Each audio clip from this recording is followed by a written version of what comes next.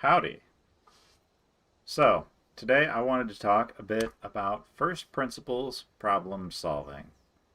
If that sounds boring, it's because everything sounds boring when you put it into words like first principles problem solving.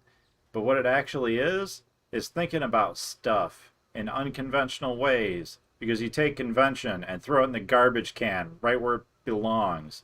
And then you look at the physical properties or the how something what you want. You look at what you want and you look at the tangible variables about how to acquire it, and then you just rebuild your solutions from that. All those shortcuts that you got to thinking, those ones that are supposed to be efficient, you don't use them. It takes longer to solve stuff this way, but you come up with some unique solutions sometimes. So, for example, if we were to apply this to magic as a solvable system, you just look at it like, okay, this game, the goal is to reduce my enemy's health to zero, and the cards are the resources, and how do I do that? You forget everything you know about tempo, aggro, control, how to play matchup, etc., and you just look at card for card how to kill enemy, which seems really inefficient because Magic is a really complicated game, and most of the time it is about taking the shortcuts. However, I think it can be useful if you're having trouble with a certain matchup, honestly, or if you're a really hardcore deck designer, this could be a useful tool for you just to figure out like aggro, control, mid range are pretty much the established ways of building a deck. But then you've got like weird stuff like aggro control, like the rogue deck I play. Like that, someone had to be on some wild stuff to come up with that, right? Because it breaks most conventions about deck building. It's a fast deck that has a lot of interaction. Like, what? How does that make any sense? It doesn't. Someone thought about like how to beat their opponent from a fresh perspective, right? Because before someone came up with the model for aggro control, you had aggro and you had control, and you had mid range, and mid range was not not a fast type of deck typically. Like you wouldn't play one and two drops and that's it. Like that's not a mid range. You curve out with mid range generally. It's borderline tempo unless you're using a lot of interaction, in which case you still use more expensive creatures. So to come up with something that just plays like one and two drops, and then a bunch of interaction, that's that's not something that anyone had ever done before until someone was like, "What happens if I play a bunch of one and two drops and a bunch of interaction?" And they're like, "I bet I can kill someone." And they put it all together and they worked on it for a little bit and they killed people and they're like, I bet it works. I think it works. And then aggro control was born. I think. I don't know. That's perhaps an over overreaching overreaching example. Yes. So basically that's my little rant for the day, my little spiel. And we're gonna get into some games. We're going to try and solve our games today, looking at it from a first principle perspective. So we're going to try and think about every game as if it was a blank slate. Because I don't have any generalized solutions for how to beat certain decks, with the exception of like aggro. Outdrawing them seems to be the way to do that. Anywho, we're going to try and not think about that and just look at the cards we have in our hand and think about how we can win in our hand and in our deck that we're likely to draw.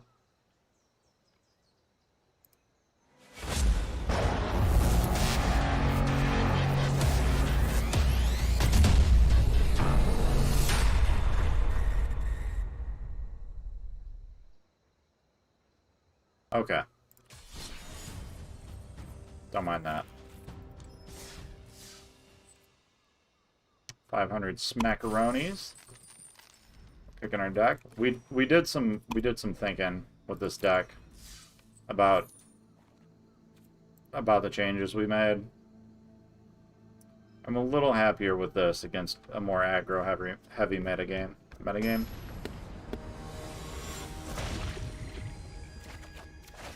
So we shall see. We're fighting Beto. Beto. I want to say Bato. It's Beto. Hopefully we don't get Betoed into anything here, huh? Huh? I'll be here all night. Alright, what do we got? Well, I want to draw a land that's not a tap land next turn, so I can have the option to Thought Thief.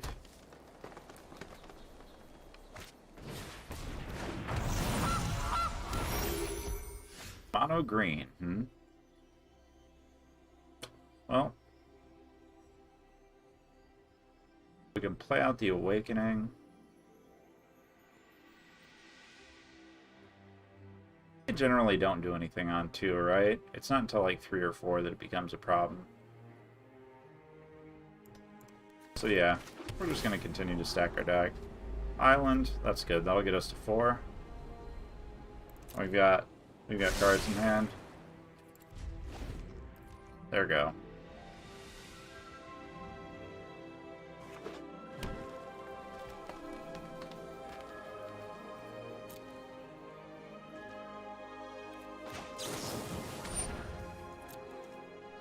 Don't think they should have any way to interact with that.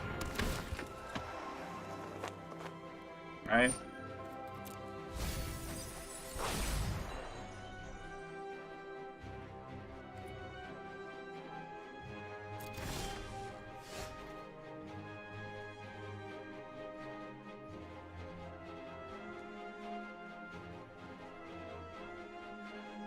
Yeah, I don't think so.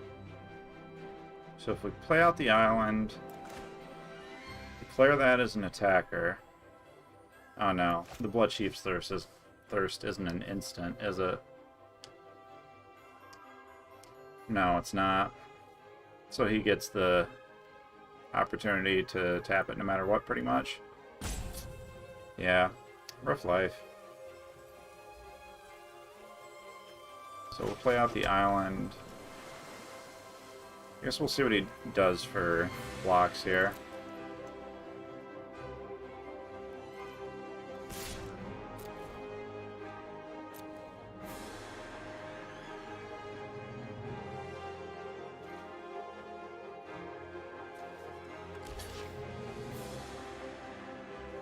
I wonder if throwing this out counts. Does it count on the attack, or does it count after the attack? This is the question, right?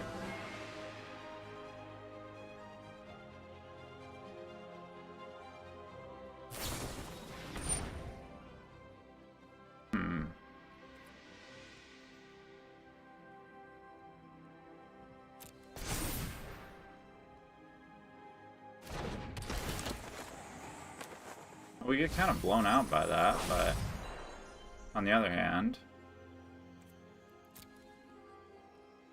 now he doesn't have, what, Ranger's Guile? Jesus. 2 of them. That's terrifying.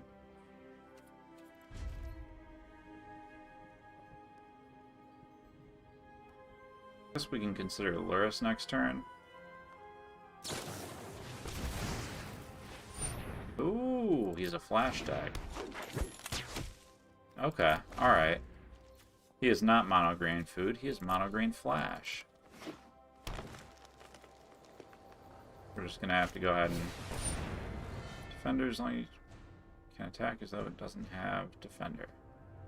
Okay.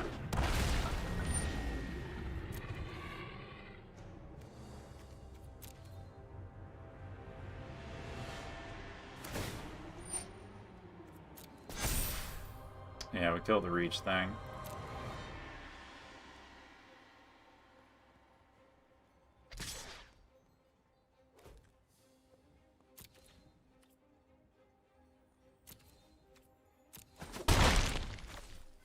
Then we'll activate the Lurrus. No reason to cling here. Fabled Passage. I don't have to pay 3 life for that. It's pretty good.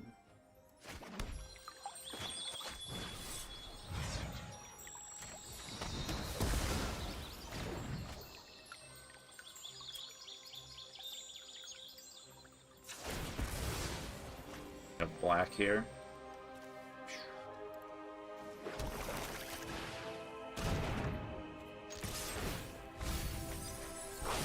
Melon for 2. You can't block with the goose. Boom. Bada bing, bada boom. Now we got the Lurrus next turn as well. So he has to have some instant speed interaction here. I don't think he does, right? Oh, he just plays out a Love Struck Beast. Interesting. Would not be my play.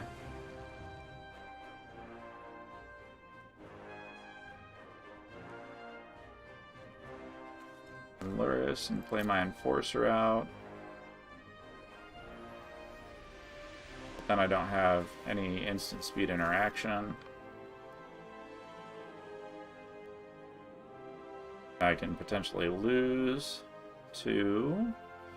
What else am I doing, really? Holding Drown the Lock.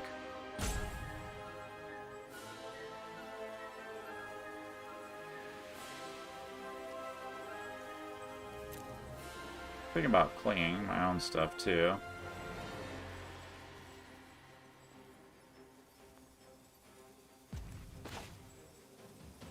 Yeah. Yeah, alright. Play out the Lurrus. Play out the Enforcer.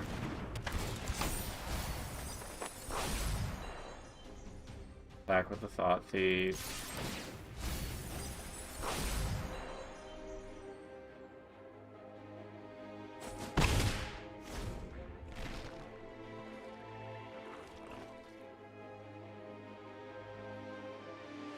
If he wipes my whole board, if I can draw another land, I can revive everything.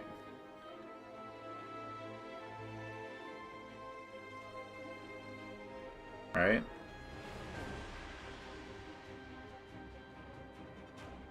He doesn't want me to untap. He's got to play something. Okay, well, I untapped.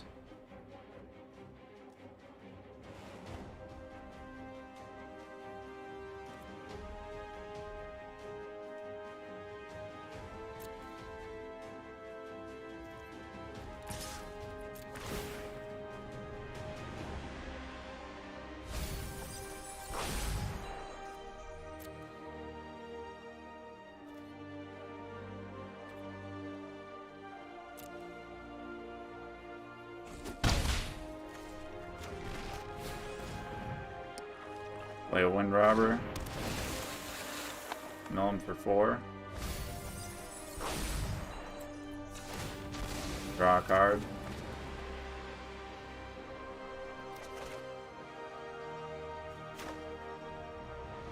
That gives us the option to play down the Awakening. But I don't think we will. I think that's the play right there.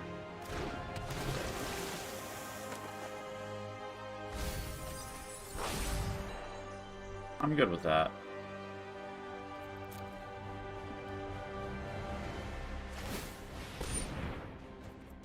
Sure.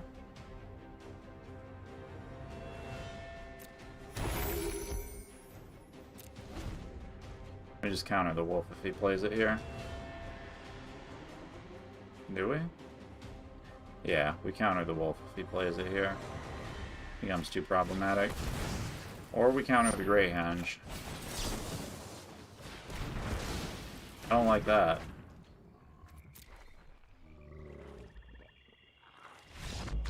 Concedes. Alright, cool.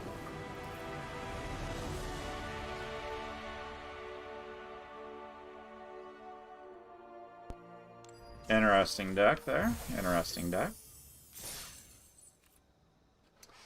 Mono green flash. Mono green food with like flash creatures. I don't know. Unexpected. Tilted Spade. What do we got here? Fabled Passage, Island, Thought Thief, Eliminate, Call, Drown. Not the worst hand I've ever seen. Oh, it's a mirror match. That's lovely. I need to main deck Skyclave Shade for this exact reason.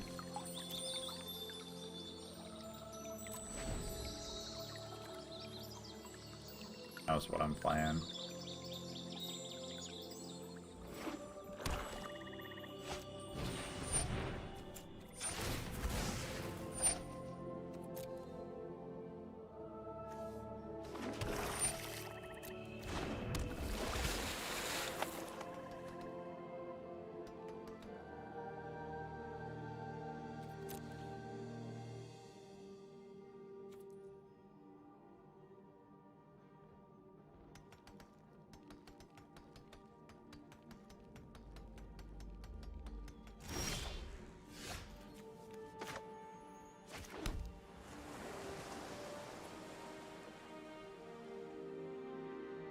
He can't counter my Thought Thief if I play it right now.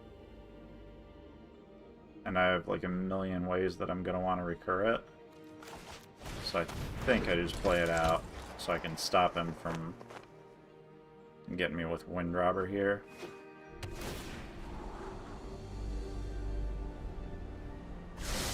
And I need to hold Drown in the Lock for End of the Story at all costs. Oh, I got two of them. Nice. One Sheep's Thirst, sure, whatever. Pissed about it.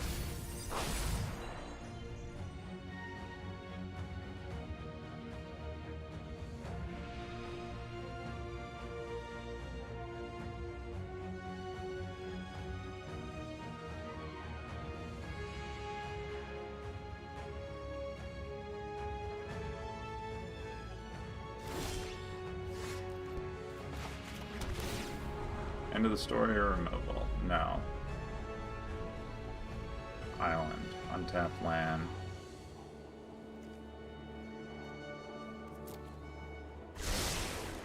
We got one in his graveyard. We got three. We'll see what he does. That's a much better target.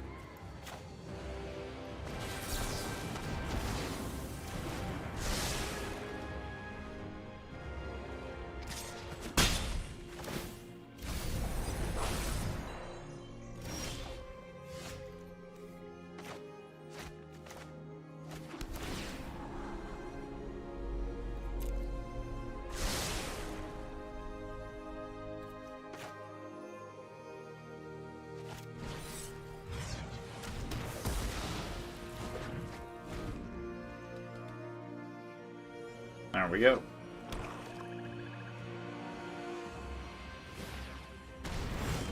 Activates Lurrus. Alright. Maybe I should have kept that land, because it would enable me to activate Lurrus. I'm on 6. He's on 3. If I call, I can pull just a Thought Thief. Play Ruined Crab, it baits out removal, makes my call better. And I can still eliminate next turn if he plays Lurrus.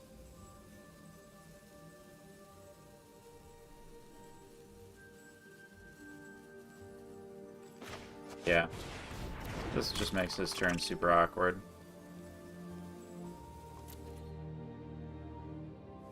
Him being ahead means I have to wait till he taps out to play Lurrus to even activate mine, or I get more mana. Right, because I'm behind and I need to be able to do something about it if he plays it.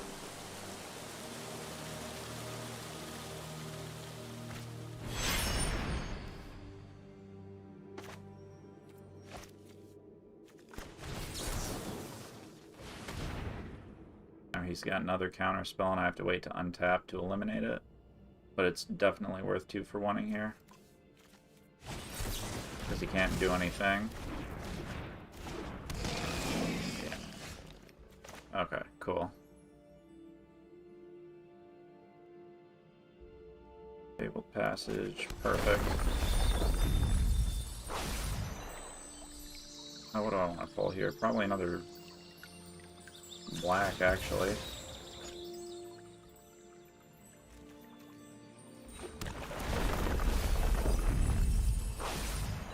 Eliminate the Lurrus. Consider calling, right?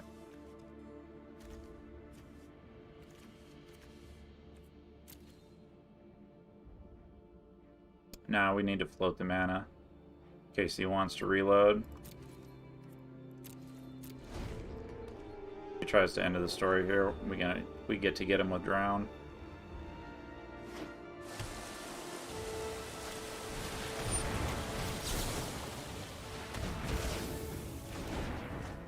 Done very well for us here. Exactly what you want to see. Bloodchief's Thirst. Okay, alright, that's fine.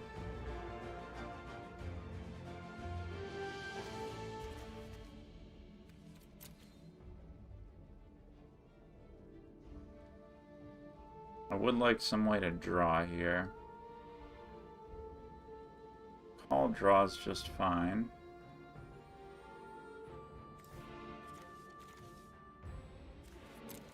Yeah, it's probably good enough, honestly.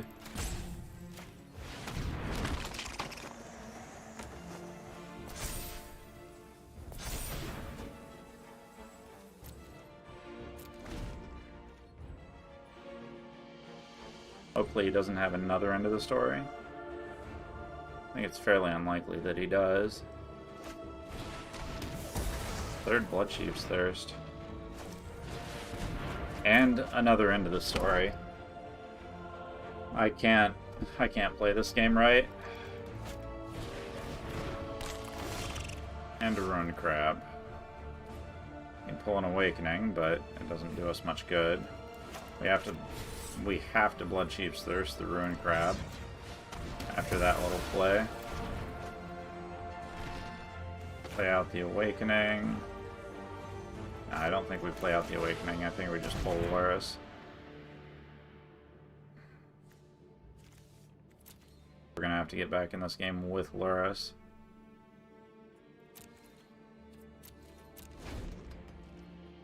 Can't believe he dealt with both those, man. God damn it.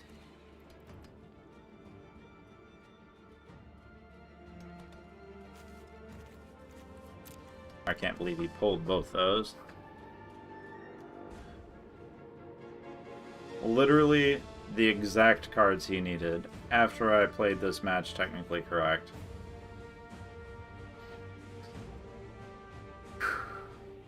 Annoying. Oh, there's another Drown.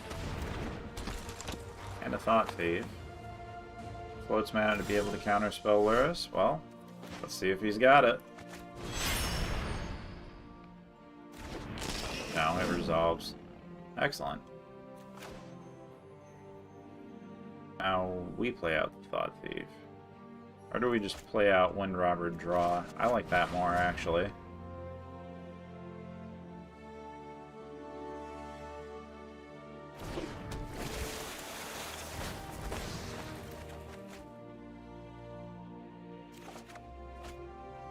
Costs us another Ruined Crab, that's nice. Play out the Wind Robber again.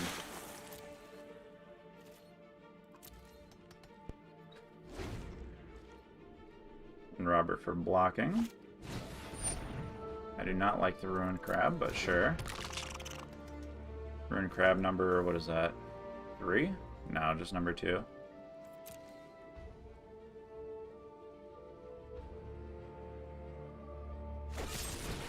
And a Heartless Act. Okay. Okay, we have the Awakening if we ever pull land, which we are favored to do.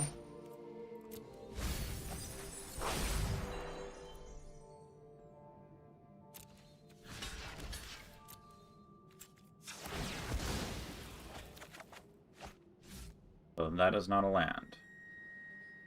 We just need one more land, and we can pull the Lurrus with the Awakening. One more land. What do we got? We've got 11 plus 2 plus 5 plus 5, 11, 12. Not even an untapped land. Unfortunate. Alright, well, he's got one card left in hand. So, playing out the Ruin Crab should be fine. Should be all we need to do.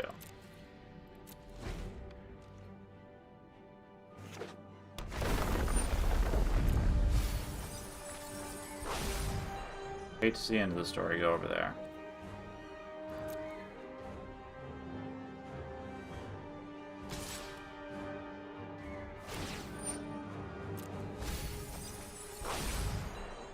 Hate to see that many lands go. Maybe I need to start clinging my own graveyard here.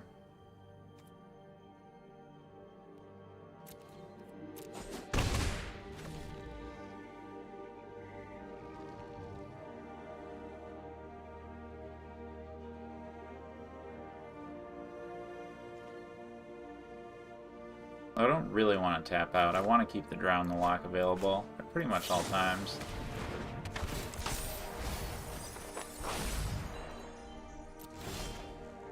Thank God. There we go. We got there.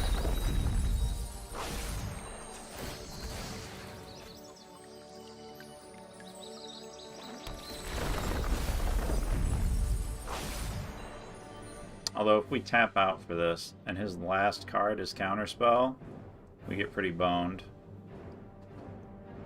I don't think we have a choice.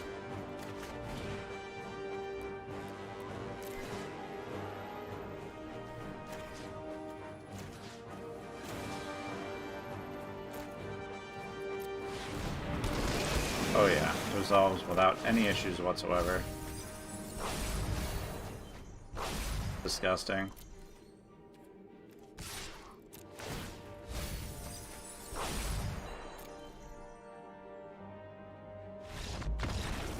Woo! Got there.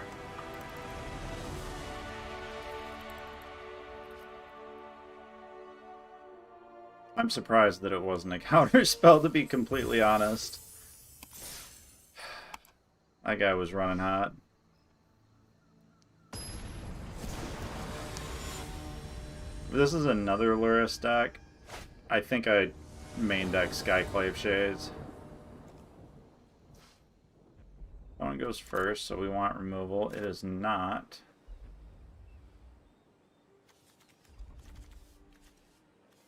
We have removal. A decent amount of removal, anyway.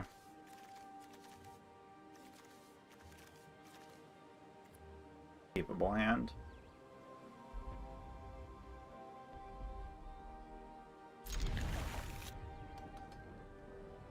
Actually, I have turn 1 removal. Fireblade Charger.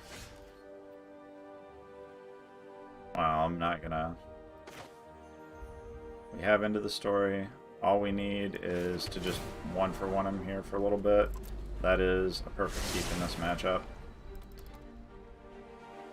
Happy to see that every time. That's going to be a land. Arbor the Rich. That'll need to be Bloodchief's Thirsted as well. Son of a bitch. I forgot that that worked that way.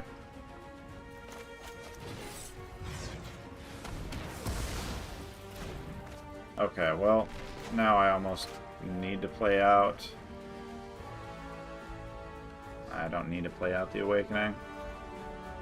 Untap, but yeah.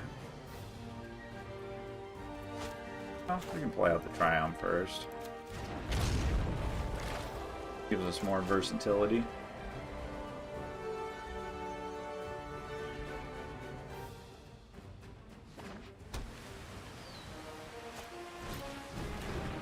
charger. Oof.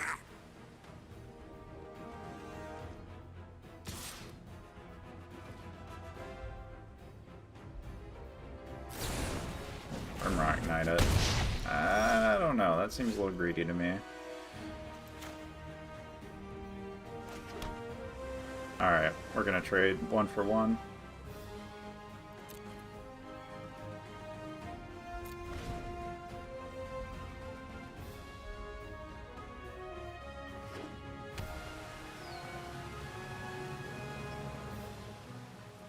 Azul's Fury. Interesting.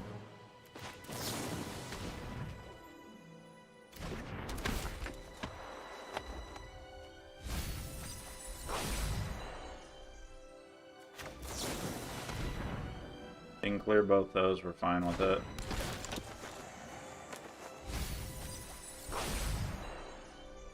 All we need is blockers here. He gets to take down both of them. And then play like a Rimrock Knight or something. I mean, that was kind of a waste of a Bone Crusher, in my opinion. Got a Wind Robber. We can end the story now as well. This is actually not a bad turn for it. All things considered. Not a bad turn for Lurrus either.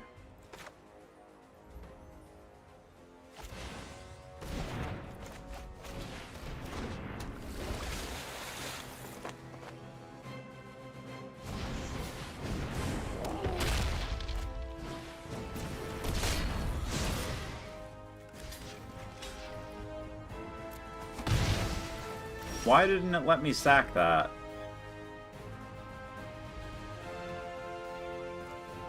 Oh, because he doesn't have 8 or more. Well, we can just Death Dweller here, right?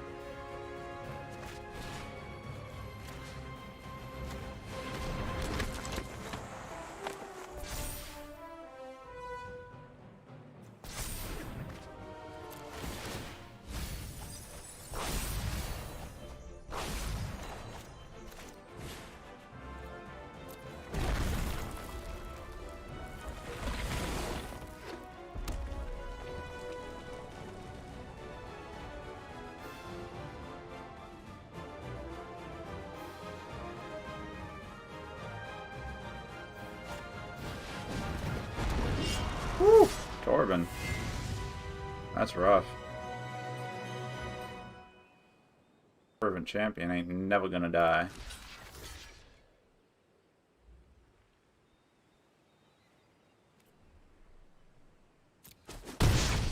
I have to move it. I can.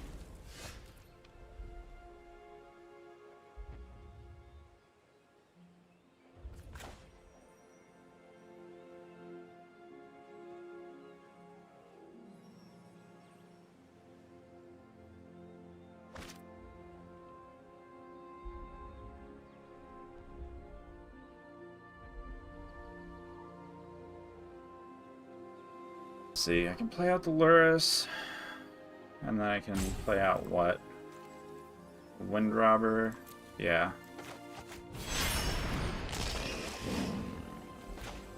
Wind Robber first. Or I can just play out 2 Enforcers? No. Absolutely not.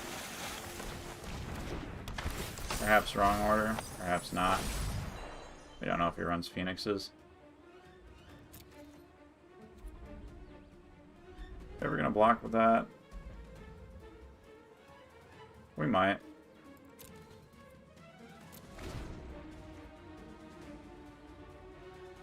We're at 9? Jesus.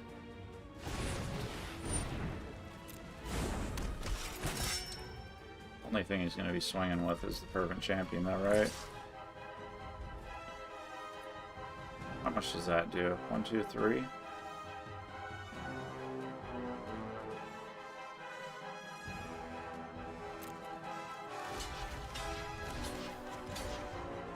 Do we let it 2 for 1 us here? I think we do.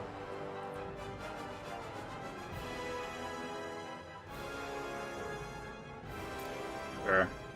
I need to get rid of it.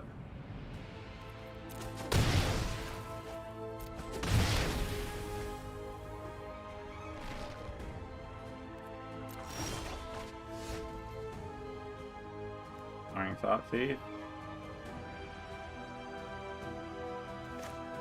And if we enter the store here and pull land, which we're overwhelmingly favored to do, yeah, we can play out a Thought Thief, Thieves Guild Enforcer. We don't need to do any of those right now, right?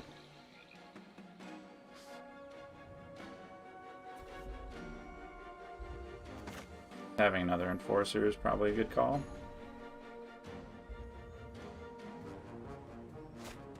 Or straight up just removing the Corbin right now is a good call.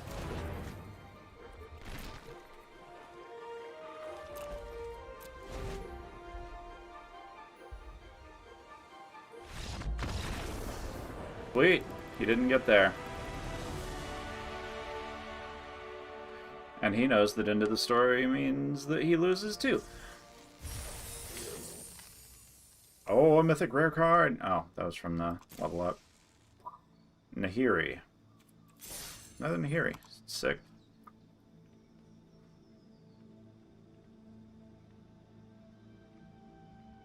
We're 3 games in now. Deep into it. So deep into it.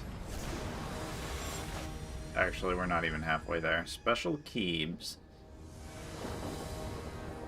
Maybe halfway there if we lose the next 3 games. Wow, that's a handful of cards.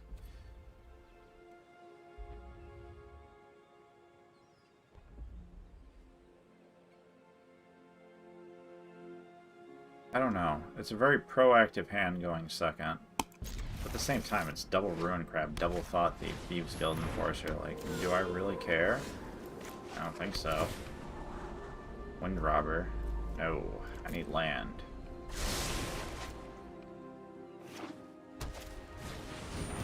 Aspirant, sure. Wrong aspirant target, I think. Whoop. Play out the Ruin Crab first. Then we play out the land. We're looking for specifically Fabled Passage. All might not be bad. Just looking at our hand here. Although he runs a lot of exile stuff, so maybe that's... Yeah, that's not actually an ideal keep. Yeah, that wasn't an ideal keep. Okay, he's spreading it. I dig it, I dig it.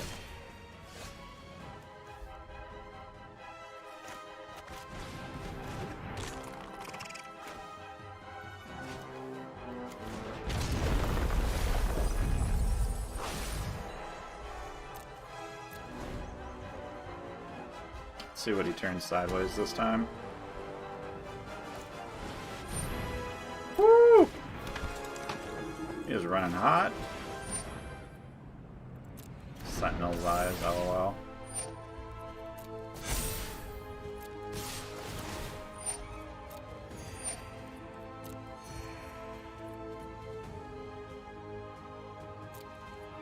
Oh shit. See, I meant to play the Enforcer there.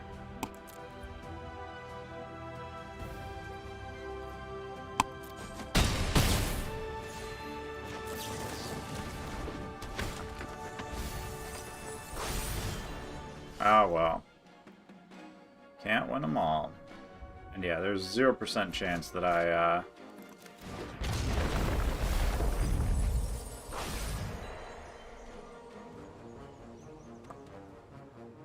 Am I gonna play out a Thought Thief? I might have to play out a Thought Thief. Yeah, that's way too slow, actually.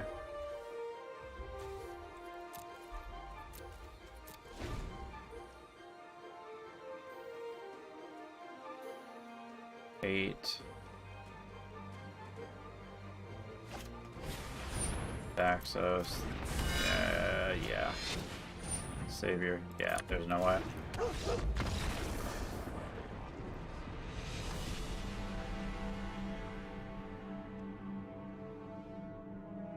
Yep, it was a mistake to top the call there, and it was a mistake not to be able to, or not to play out the That was just a fat finger. Next to blockers.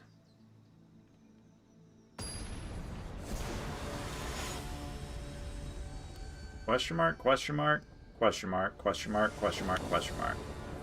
Opponent. Alright then. I won't try and analyze you, opponent. Turn 1 Wind Robber into turn 2 Crab.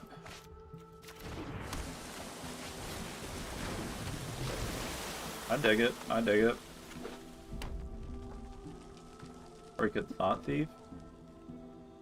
Ah, it's mono red.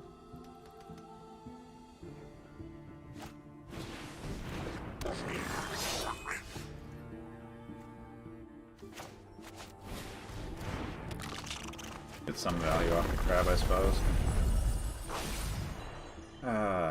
Of course. Of course he's the graveyard variant. Well.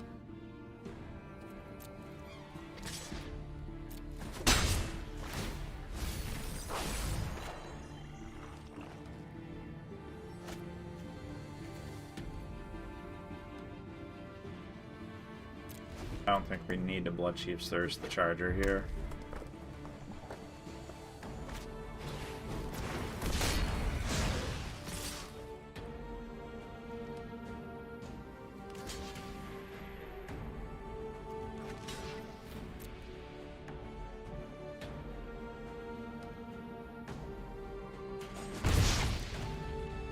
Rock Knight? Yeah, there we go. He figured it out.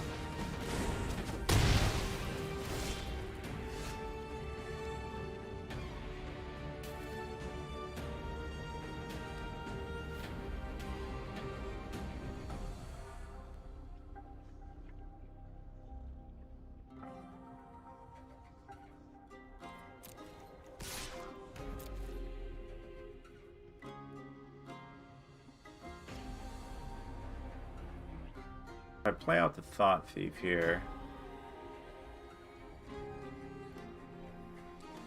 Yeah, I should have played out the Thought Thief here. It's when I declare attackers. Okay, noted.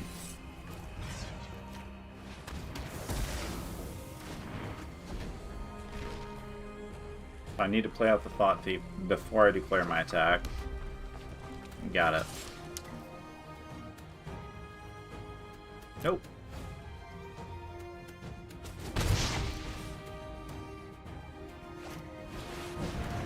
Annex, huh? Sure would like to do something about that.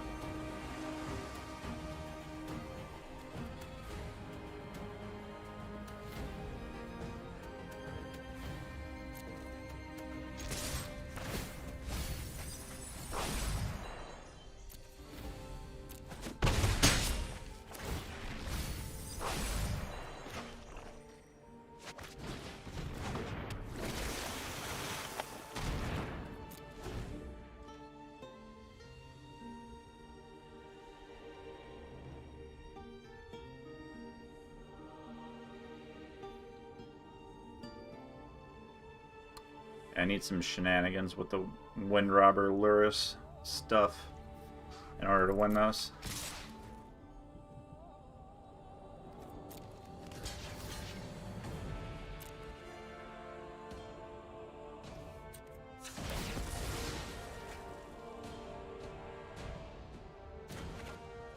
There we go. That'll do it.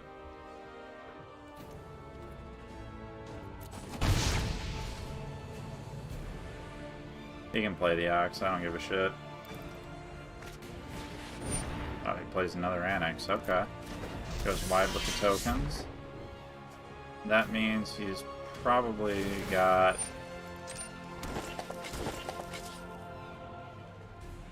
spell that I need to counter next turn? Question mark?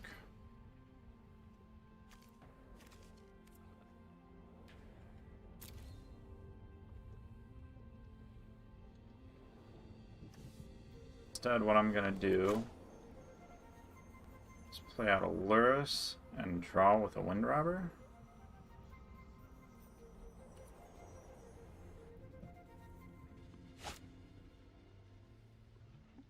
The story might actually be the smart play. If we're expecting... Yeah. We're one turn off of being able to into the story and remove that. We need to make the tempo plays here. Do we play out the crab? No, we don't play out the crab. And Robert's better play.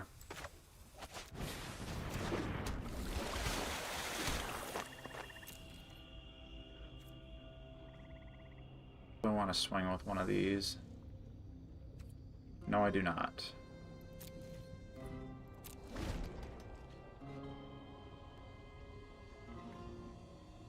Because every point of damage might matter here. All attack. Ember Cleave probably on the Annex.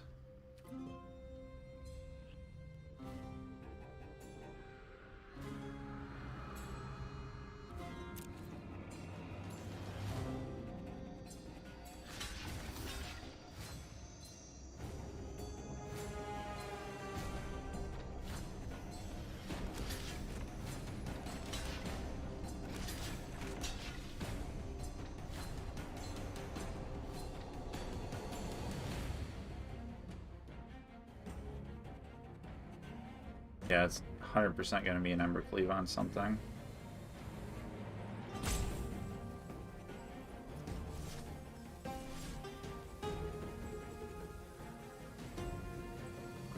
Well, we're expecting an Ember Cleave onto the Annex for 6, so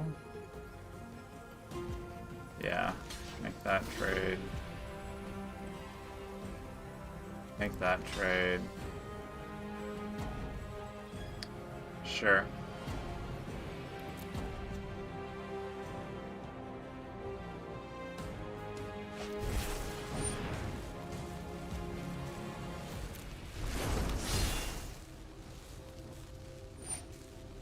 Yep. That was expected. We didn't have a way to play around it.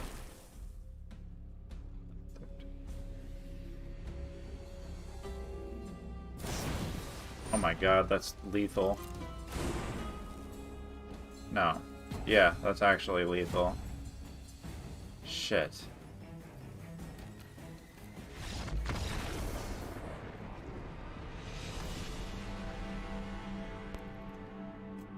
Well, the end of the story never got cast.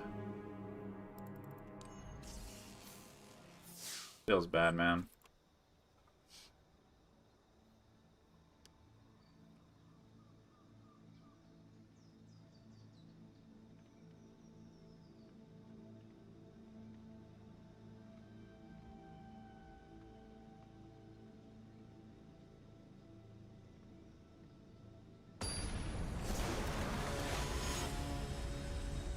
Pro Surge. Pro Surge? Alright, what do we got here? Going first, we have a hand with absolutely no action in it. But we have reaction. It's good, I guess.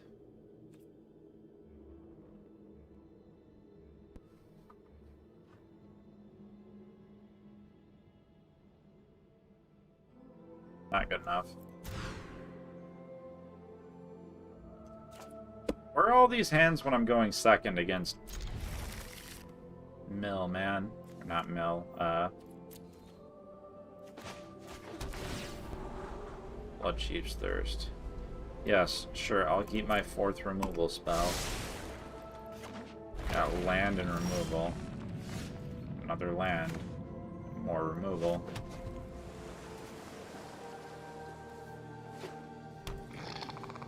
Falling Barrens, Bonder's Enclave. If I lose to this, because I draw nothing, I'm gonna be so pissed. Stonecoil Serpent.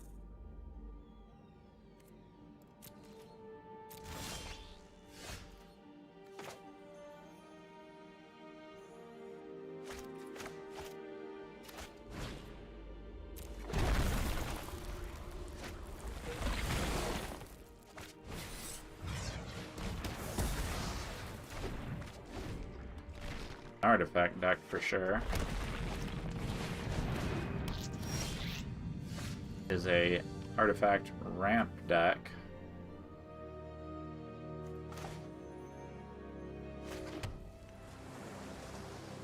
Puts him on 5? Yeah, I don't like that.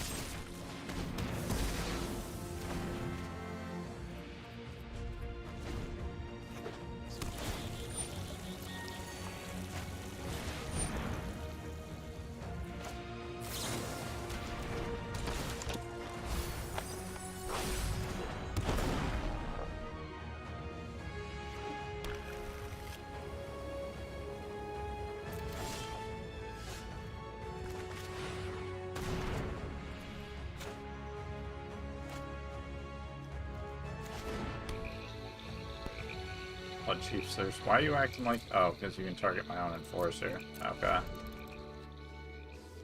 I really need some sort of action or draw. He's just ramping so hard. 1, 2, 3, 4, 5, 6, 7. He can Ugin next turn.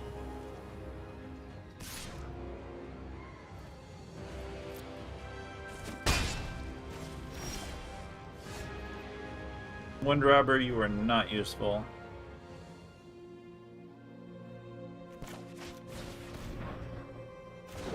I mean, don't get me wrong, I'm gonna play you.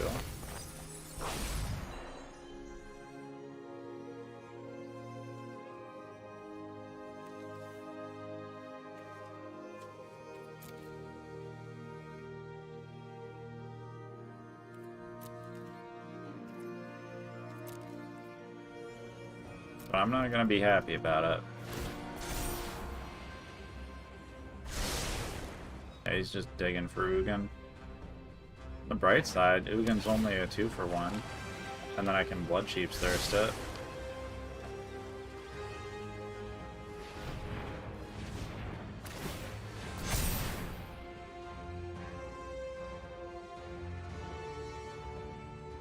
Maybe not the end of the world. Oh, don't you hate to see it?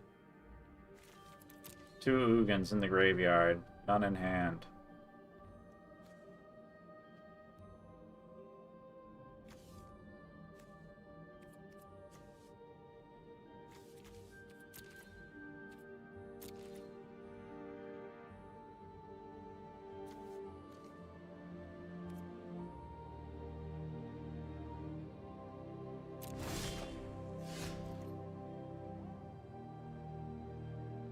How cute do we get here? We can get somewhat cute, but I don't want to get too cute.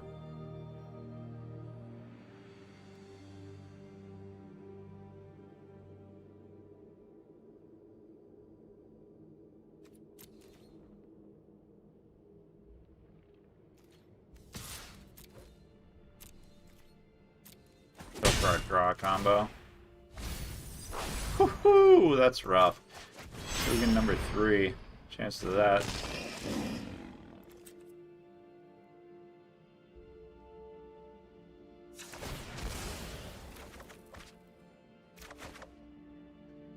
Damn.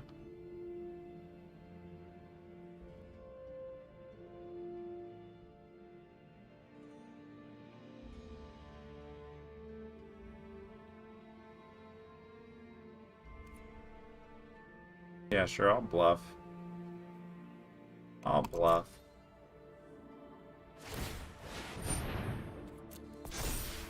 You do realize that that dies if it attacks into a Thieves Guild Enforcer, right?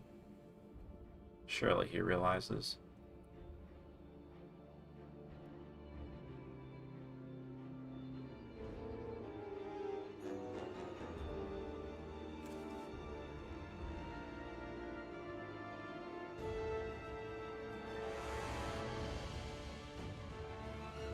We only need to kill one more Ugin. And life is grand. Yeah, I'm totally okay with that. I'll just take 4.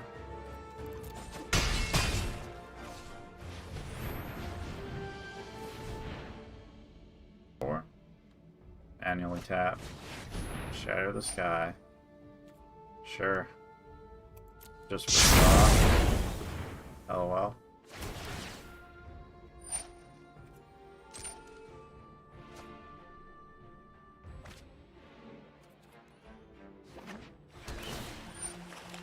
really digging for that again. Okay, one more land. Literally just one more land. And we're happy.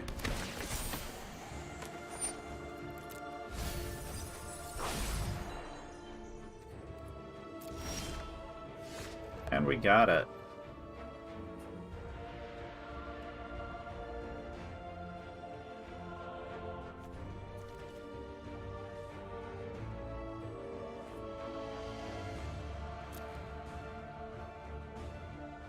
Hoping he's not got the Ugin in hand here.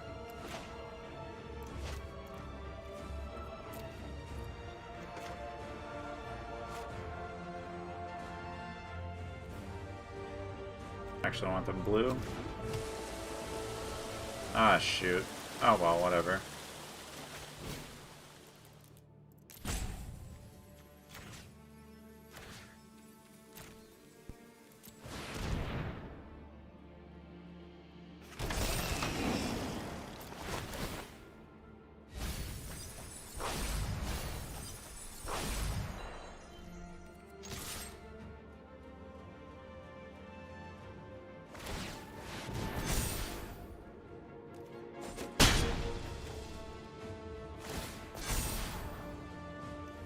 Really digging for that Ugin before he gets milled out.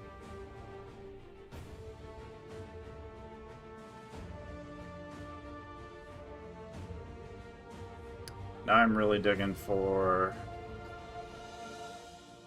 my end of the story. I already have removal for Ugin.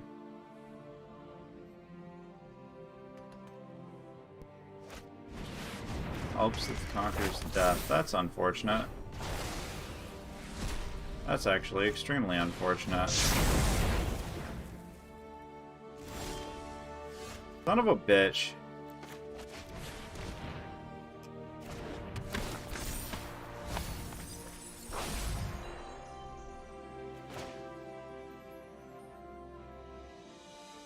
Does it matter what this is? I don't think it matters what this is.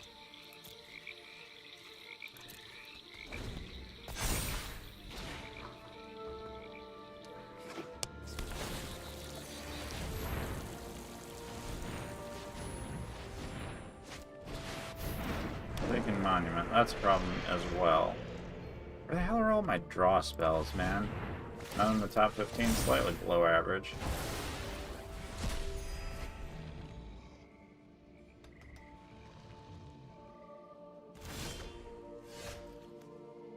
Cling to dust.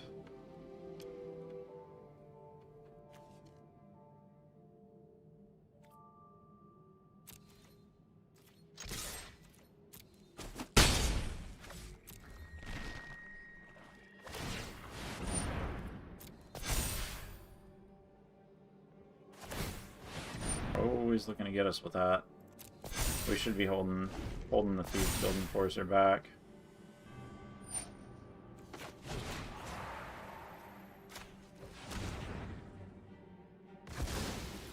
My research has concluded.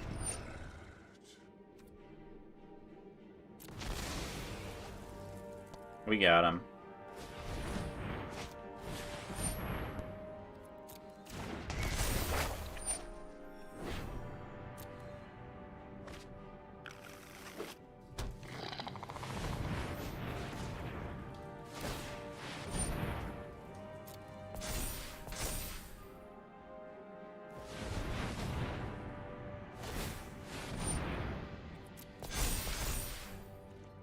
Not bad, not bad.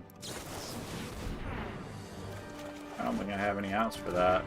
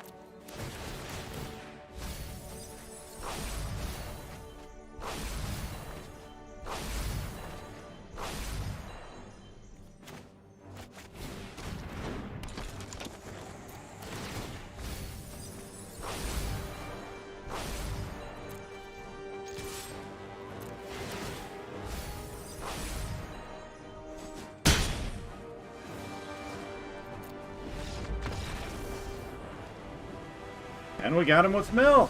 Nice. Nice. Nice.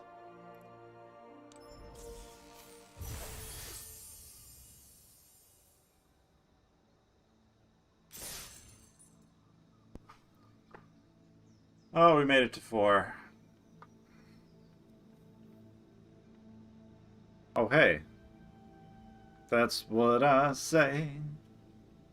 Too late.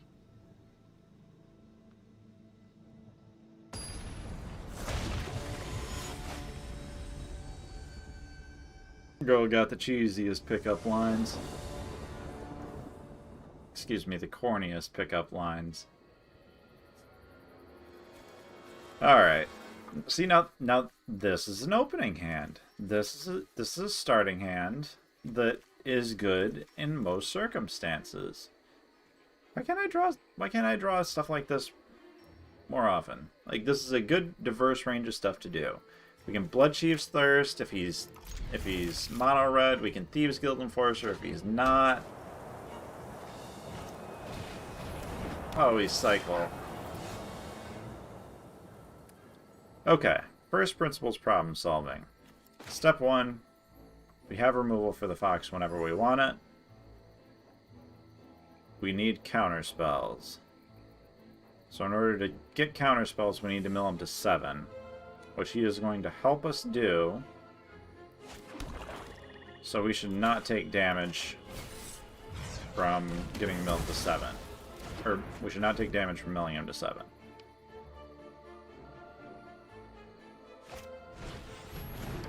Flourishing Fox number 2. Okay.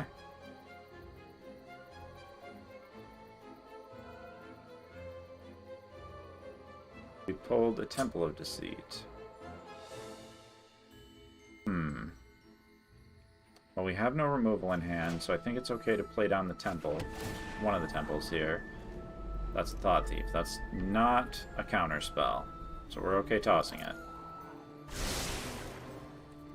Combat, blah blah blah.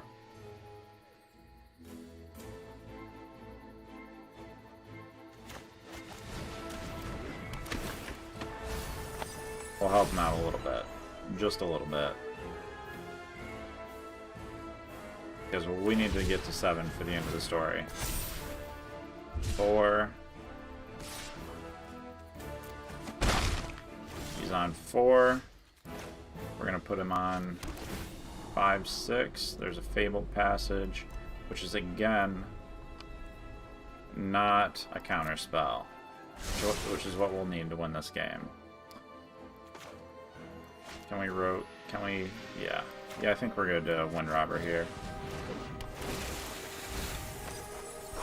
Because he will most likely still not be able to kill us and get that out. And then we can Cling to Dust to remove some cycling cards after he attacks this turn. 6. He's on 6. No blocks.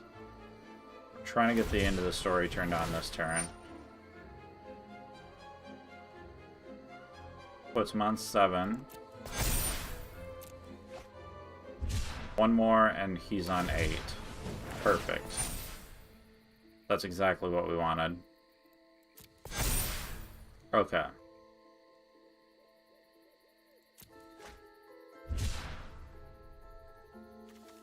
Now, we're not going to cling just yet because he's on exactly 8.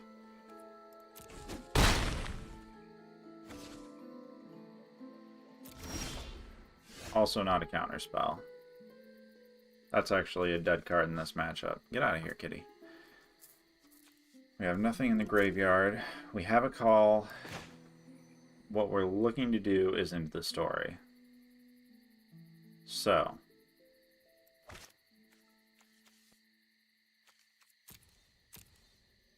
Okay to play this down.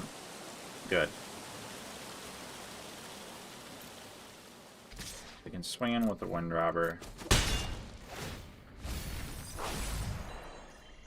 And call that good.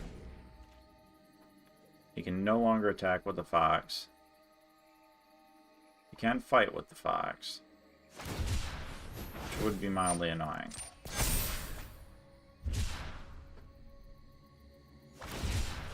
You can no longer fight with the fox. Fox no longer matters. He's looking for Zenith Flares. He's on 11. 2 lands.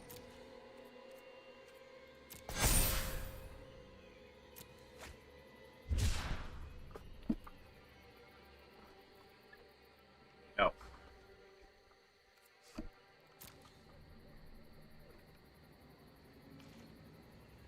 Okay. So we are not worried about any of that. We're going to move forward.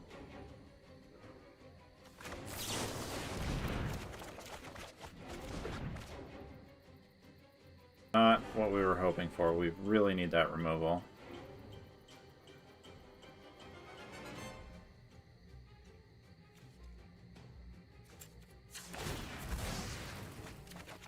Not removal.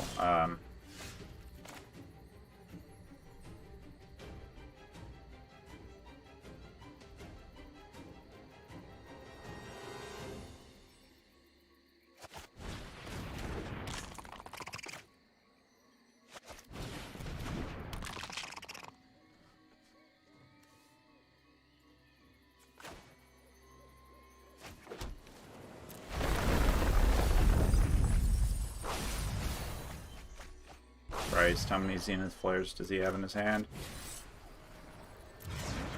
Yeah, that's fine.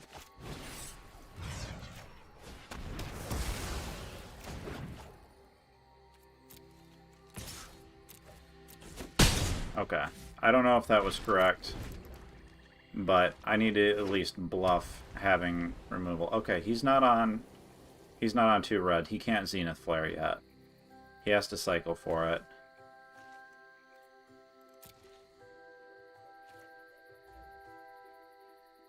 Yeah, he can't quite land one yet, which means we should be exiling stuff so that we can... Oh! God damn it. He can 100% Zenith Flare there because it's not 2 red. Shit. I thought it was 2 red, 2 white. My bad. Shouldn't have opened myself up there. Well, we got our gold back. And we got our wins in. Good enough. So, yeah. Today we learned that Zenith Flare costs the wrong amount of mana. We first principles screwed that one up. Big oof. Yep. Well. Have fun queuing in the arena. Hope you all learned something about the metagame today. And until I catch you folks again,